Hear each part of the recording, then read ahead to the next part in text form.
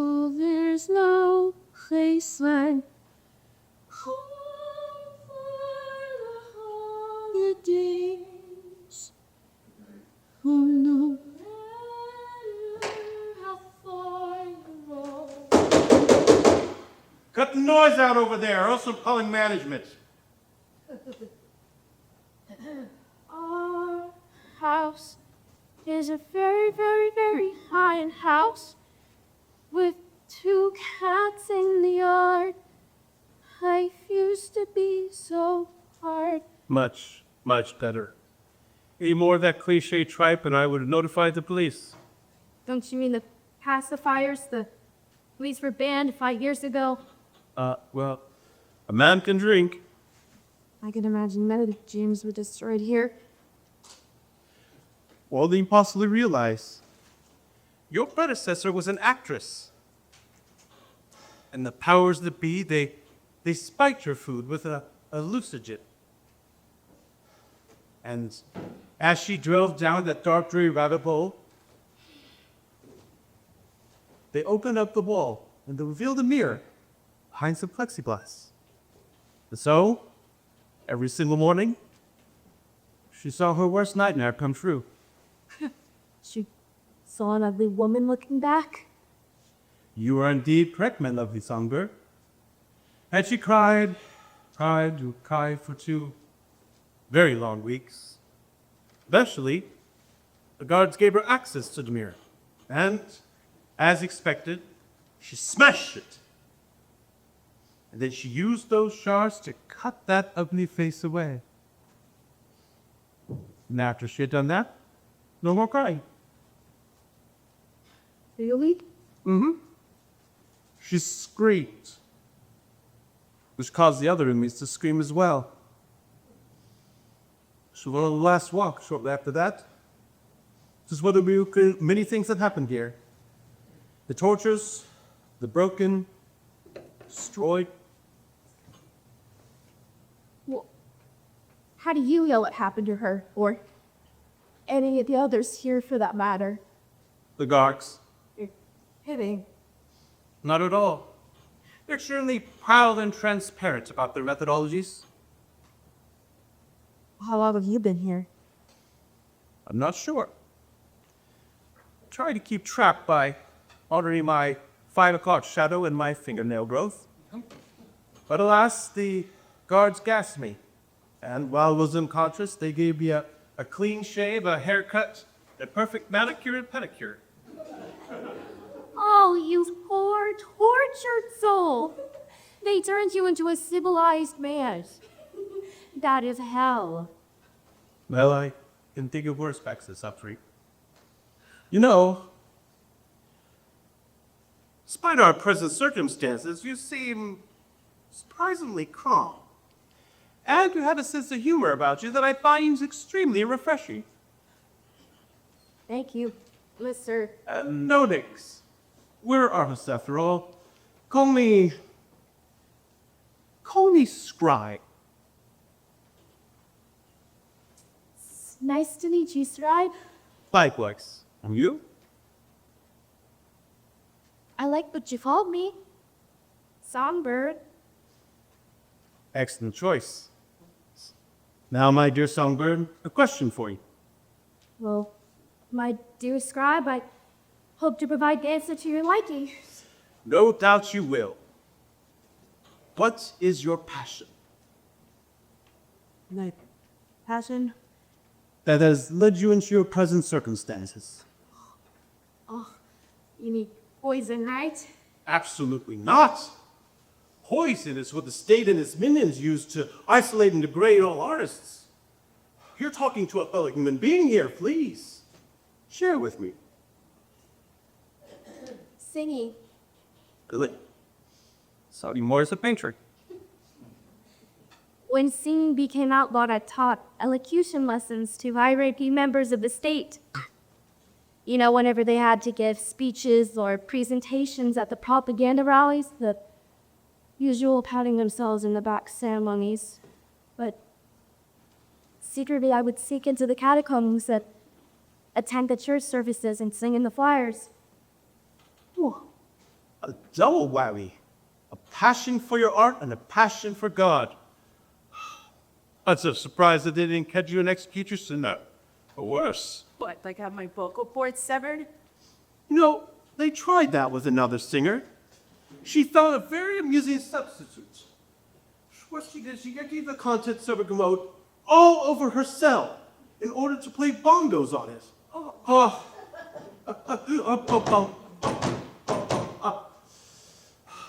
What I heard, she was very loud and oh so odorous. Not a good combination. One of the very few artists they couldn't break. They took her on the last walk shortly after that's done, but don't worry, she wasn't in your cell. That's good to know.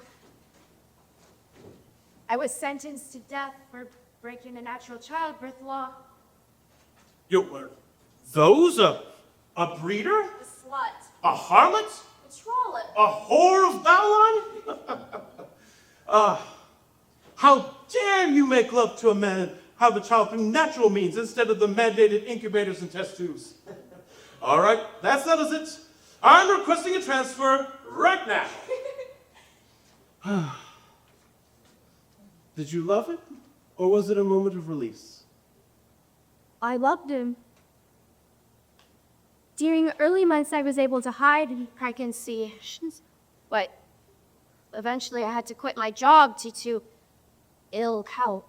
And surprisingly, they bought it. But as I began to show more, I had to stay in the catacombs with my husband and our community. Husband? Just. Marriage has been banned, my dear. Not in the underground. Priests, rabbis, ministers, imams, medicine men, all denominations and their traditions, including marriage, are still alive and well. They're hidden, but why? Was it hard for you to say why you're pregnant? Ronald, when I sang in the choir, it is as if my soul and the soul of my own poor child were reaching out and touching everyone in the congregation. Word spread quickly to the other spiritual communities, and they asked me to sing in their services of ceremonies. My Joseph and I were quite a duet. Your child's name? Yes. When he was born, I would sing to him from a special hymnal. It was a gift to me by my grandfather. And it contained vocal adaptations and choral arrangements from classical music like Bach and Mozart, Beethoven. Leonard. Beethoven? On your seventh symphonies, the second movements? Of course. Oh, excellent. That's my favorite. Mine too. Strauss and Schubert, Vivaldi. There were so many others. 1,000 glorious pages that my little Joseph was always maintained. What happens to your family? A pacifier patrol found our congregation. My husband Adam was run over by one of their armored vehicles. How they got those metal monsters down there in the catacombs, I will never understand. I gave Joseph to one of my priests, and as they escaped, I marched head-on towards the pacifiers to distract them to join my husband. But he only stunned me for who knows how long. They questioned me about the whereabouts of the others in the underground and who their leaders were, and when that didn't work, then they sentenced me for breaking the natural childbirth law. I understand all too well that their interrogation techniques are quite legendary. How did you resist? The snapshot of Joseph? They let you keep a picture. Oh, exactly. Not exactly. I snuck it in the one place they couldn't find it. And no, not there. Or the other place. Thank you very much. I'm talking about the source of all of our creativity. Ah. our imaginations. Yes, it's a beautiful snapshot. I see a promising future for my son, and as his soul that goes into manhood, he'd have a wife, and she would have a smile that could win anyone's heart, including my son's. They would have 3 kids. The youngest would be holding my hymn book as a reminder of who I am and who I was. Perhaps they'll carry on our family traditions, our legacy. You know, I can handle not singing anymore, and I could face death, but The fear and the dread of knowing if my son was harmed in any way.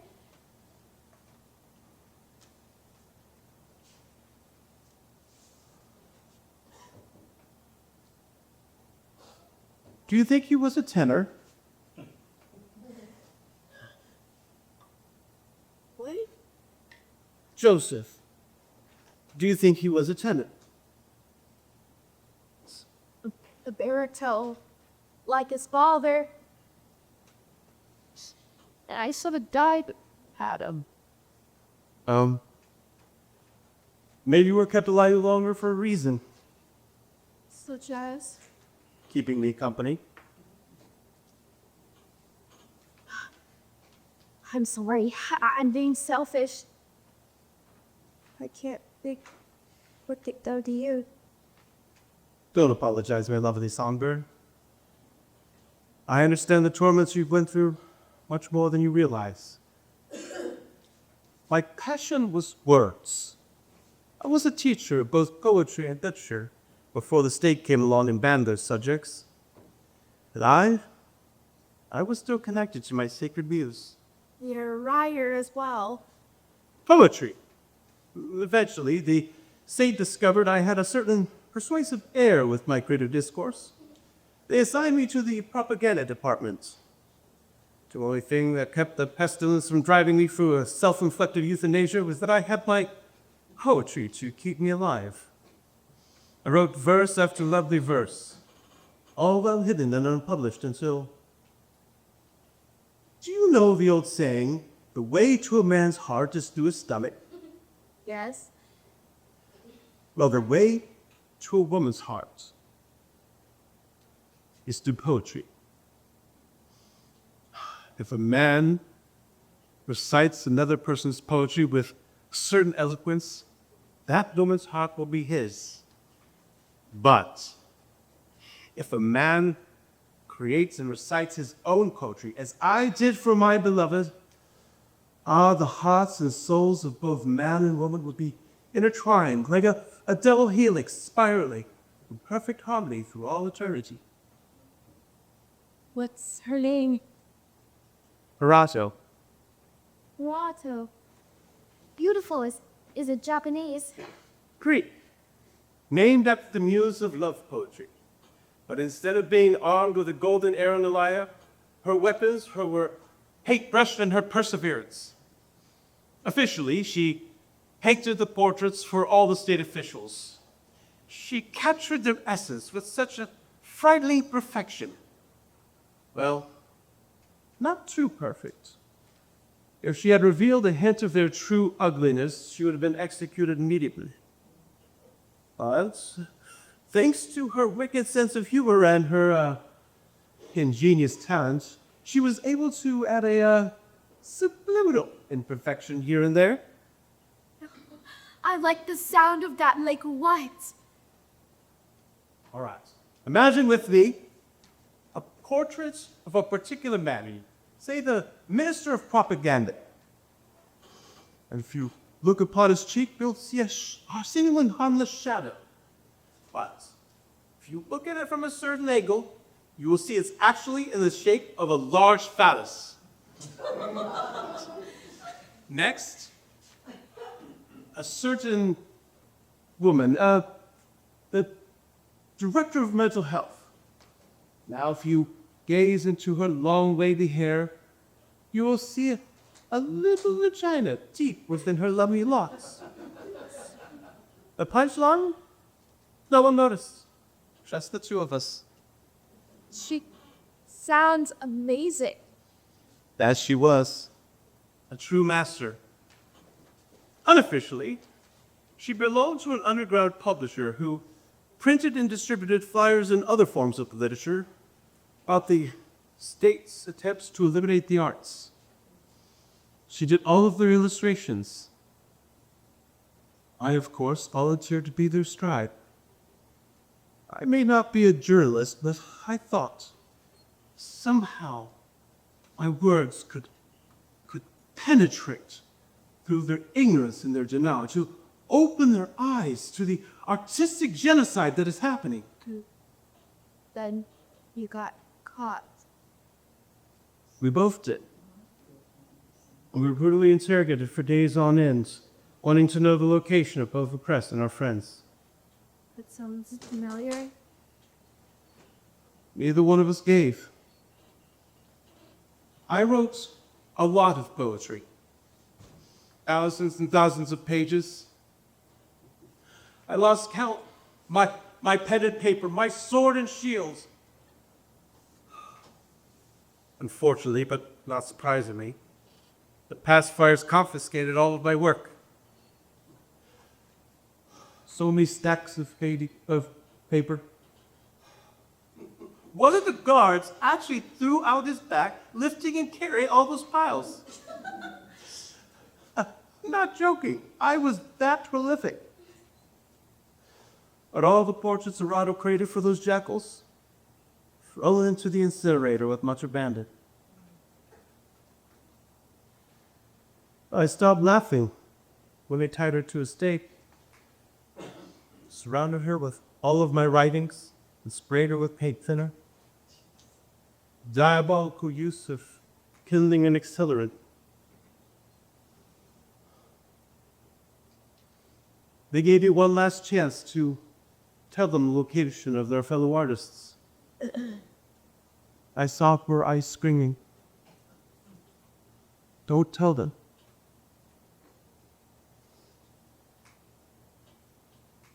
With one shake of my head, my life was reduced to a crimson blaze, billowing cloud of smoke and decaying ash. My eyes focused on hers until the end, and there was a sense of peace about them that I hadn't seen in a long time. Wonder if St. Joan of Arc felt the same way.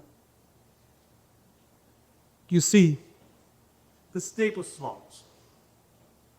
They didn't use her portraits to execute her. They used my work. And when writers are in pain, we disappear into our creations. In solitary conditions like this, I could have conjured up my poetry to keep me company just like that. But now that they've used my work to kill, I can't imagine mine or anyone else's poetry without remembering how it was used to destroy. Sky, Spoon? is there a usual time period before they take us on the... Last walk? Not at all. It's completely random. Why are the walls so thin? I mean, would it be more punishable we couldn't talk to each other? Not for us artists. We live inside our heads, our imaginations. They purposely keep these walls so thin so we can hear our neighbors suffer. What happened to your predecessors proof of that. Why don't we turn them around? In what way? Have two inmates ever collaborated? Collaborating? Yes. Where they team up to create something beautiful. Not to my knowledge. Why? How about a duet? I'll provide the melody and you recite one of your poems. Oh, my dear Salber, I can't do that anymore. But my music can help you. Look, I appreciate your enthusiasm. Passion, not enthusiasm. Passion has more purpose. Regardless, it doesn't make a difference. The state is making impotent. They don't need to kill me. I'm already dead. I find that hard for me. You don't know me. Look, as a fellow artist, I know people like us to realize that your muse is alive and especially hungry inside of you and begging to be released. And I know you well enough to recognize that you're allowing the state to kill you. That's enough. Just like they killed your wife. I said that's enough!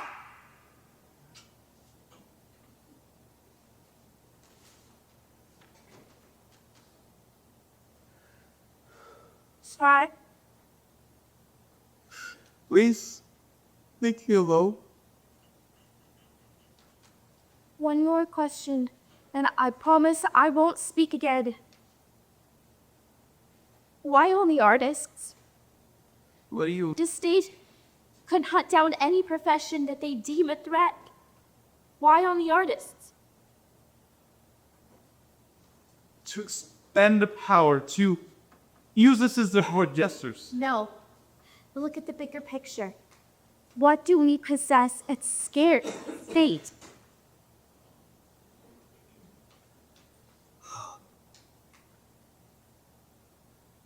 Souls. Yes. And the ability to see the souls of others through our work. Through our souls comes our humanity and the insight to see and reveal the souls of others. Or lack thereof. And when you bring two artists together, something beautiful happens. Like magic. It's like telepathy.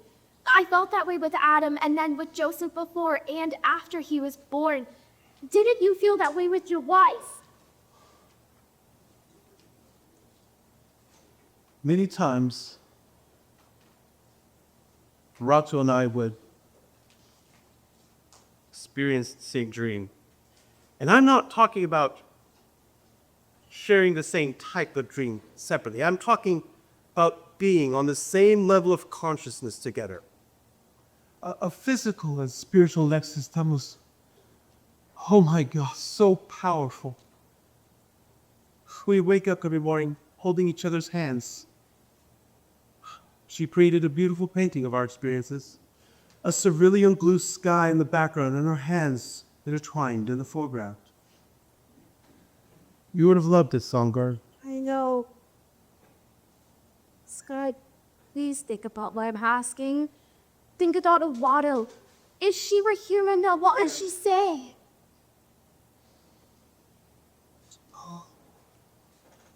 She would probably say the exact same thing. And slap me in the back of my head for indulging in my own self-pity. And what I'm suggesting isn't just for the two of us. Maybe we can give the other inmates in this place, in this hell, some final peace. And we'll go on and on and on until they finally shut us up. Let them try, just let them try and shut us up. And maybe the other inmates will to follow suit. Well, A wonderful idea, my lovely Songbird. In fact, a brilliant idea. But I won't use any of my previous creations. I'll create something new. yes, And you start. I will. And when I get a sense of your rhythm, I'll join in. Agreed? Agree.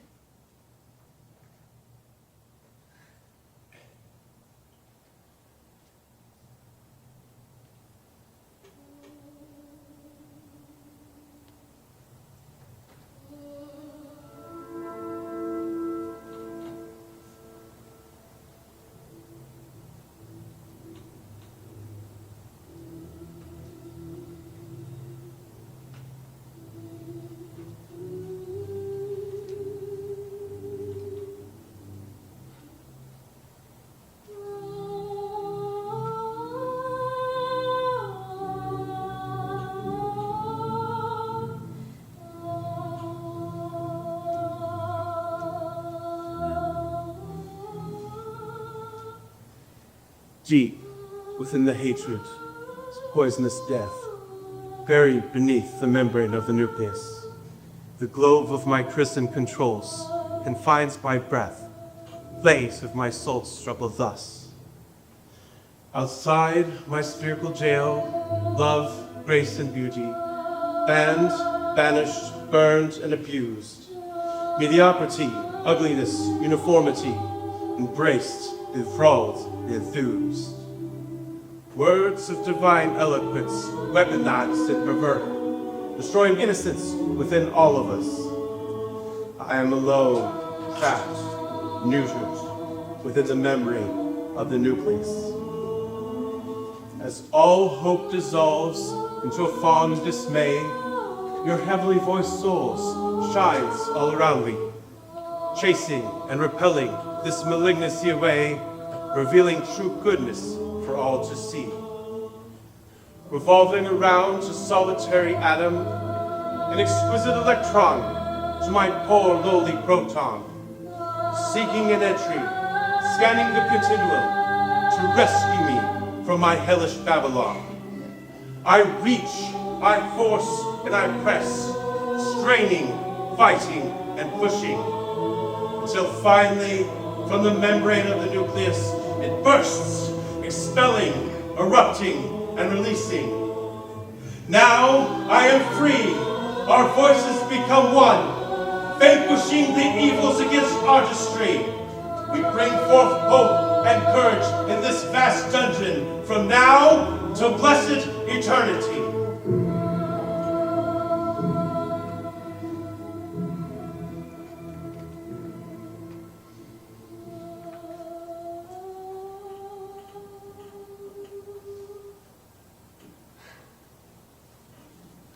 Thank you, my scribe. Hanos. Hanos. I'm Ellen. Thank you, Ellen. My lovely songbird.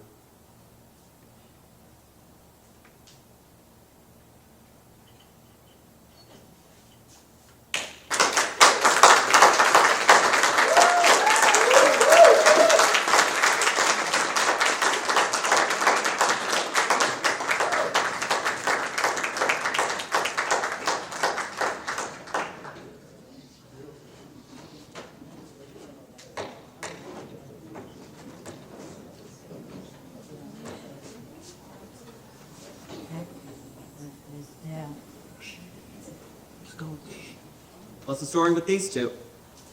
They're both in a coma. Different times, different circumstances. 2 weeks ago, he tried to kill himself. Carbon monoxide poisoning from his car. The medics were able to revive him, but he suffered severe brain damage. I see his wedding band. Is the woman his wife? No. His wife was murdered in their home about a week before the suicide attempt. He was out of town promoting his latest book when it happened. Novels? A poet, actually. Damn a good one. After they brought him in, I looked him up on the internet and ended up buying one of his books on Amazon. Lots of science fiction and horror themes, sort of Ray Bradbury meets Edgar Allan Poe. I'll lend it to you if you're interested. I'd love to read it. So how did his wife die? It was a burglary turned to arson. Totally random. And there were countless bastards who did it. This suicide note had just 7 words. A poet is dead without his muse. My God.